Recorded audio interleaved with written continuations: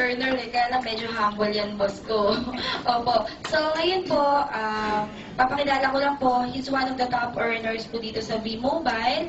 At nagpapasalamat kami at siya yung naging mentor namin dito. Welcome po natin, Mr. Paul Vincent Vázquez. Thank you. Magandang hapon po sa inyo lahat. Good evening. Good evening. Good morning. Sino ba yung first time dito sa V-Mobiles? First time. Taas kamay, taas kamay. Welcome ng ating mga first timer. Welcome to V-Mobiles.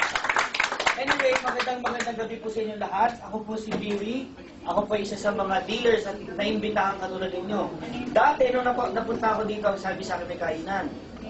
So, alas 2 pa lang, hindi ako kumain. Pagpatang na sa 6, ma'am, gutom na ako. Noong natapos kami na 7, tingin ko din sa pen, hotdog. Okay? Pero maganda ngayong gabi po, ang lahat na makikinig ngayong gabi, libre po kayo sa McDonald's. Okay ba yun? At alam gusto maniwala. Okay. May gutom po ba? Sino po mga gutom na? Taas kamay. Dami, oh. Dami. Okay, sa mga gutom, lilipas din yan. Ito maganda. Ngayong gabi ho, may papakita ko isang negosyo sa inyo. Bakit po? Itong pinunta ninyo ay isang negosyo. Willing po ba kayo magka-negosyo bago matapos ang 2009? Yes! Sino pong gusto empleyado buong buhay? Taas kamay. Wala. Sino gusto maging negosyante? Yes. Bakit? Pag negosyante ka daw, malaki ang kita, tama? Yes. Ito malupit. Bago ko sumunod isang presentation ko, meron akong simple katanungan sa inyo. Sino pong gustong kumita ng pera? Taas kamay. Bakit? Sino pong gustong yumaman? Taas kamay. Magka-kotse bago matapos ang 2009. Ibahin ng kotse. Pamilyar ba tayo sa kotse? Yes. Yung sinasakyan? Diba pag sumakay ka maandar? Sino pong gusto magkain ng kotse bago matapos 2009? Yes. Sino gusto magkaroon ng bahay bago matapos ang 2009? Yes. Bayad ang utang mo bago matapos ang 2009? Yes. Mukhang malaki utang nito. Yes? Ganito ba? Bakit? Malaki utang nito. O, di ba? O, ito malupit. Bago natin simulan to, meron akong huling tanong sa'yo. Kung may 4,000 ka, anong pwede mong gawin? Sir, kung may 4,000 ka, anong gagawin mo? Shopping! Magsha-shopping. Gusto sa mga kababayan.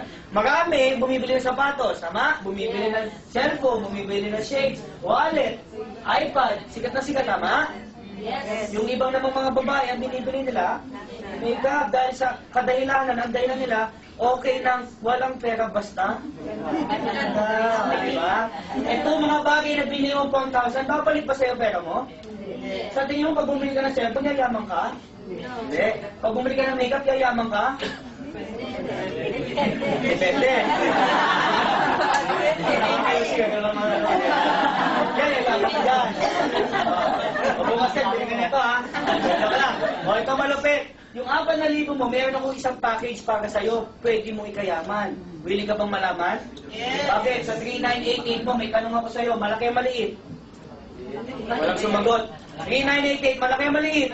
Maliit yan. Bakit? Usapan negosyo? Maliit yan, tama? Yes. 3988, anong negosyo pwede magtayo, ma'am? Pwede ba siya magtayo ng mega mall? Sir, ano po pwede tayo ng 3988? Baseball, soft nene, pinatog, tahaw, tama? Yes. Diba? Yan lang, pwede ka magtayo ng sari-sari na walang store. Tama? Ano benta mo sa sari-sari store mo? Palagi na lang boy bawang, sigang na boy bawang, ano pong boy bawang? Bakit? 3988 na tama? Pero sa 3988 mo, pwede kang kumita sa loob ng isang buwan, 900,000. Pwede na? Pwede. Gusto mo malaman paano kumita 900,000 isang buwan? Yes. Bakit po? Simple lang po. Nung nag-member na ako sa V-Mobile, ito lang po yung nangyari sa akin. Bakit po? Nung nag-member po ako sa 3988, unang buwan ko po, kumita kagad ng 105,000. Pwede na? Ay! Malampakan mo naman, kabuan. Okay, malupit ha. Isang buwan, magkano nilabas ko? 3988. Ito pa malupit. After 1 month, additional 245,000. Pwede na? Isang buwan, 27 years old. Maliit pero malaki noo, okay lang. 245, isang buwan, pwede? Pwede. Isang buwan, sir, after 1 month, nagbilang lang ako at additional 267,000. Pwede na? Pwede. Ma'am, okay na ba 267,000 naman? Pwede na. O, tumitingin si ma'am. Diba? Bakit? Ilang taon ka na, sir? Estudyante ka, tama? Ilang taon ka na, sir? 22. Payag ka ba? 22 years old ka, buwan mo 600,000? Grabe. Bakit? Ito yung nakita kong negosyong pipeline na katulad kay Pablo, tama? After 1 month, ito na po mga niya.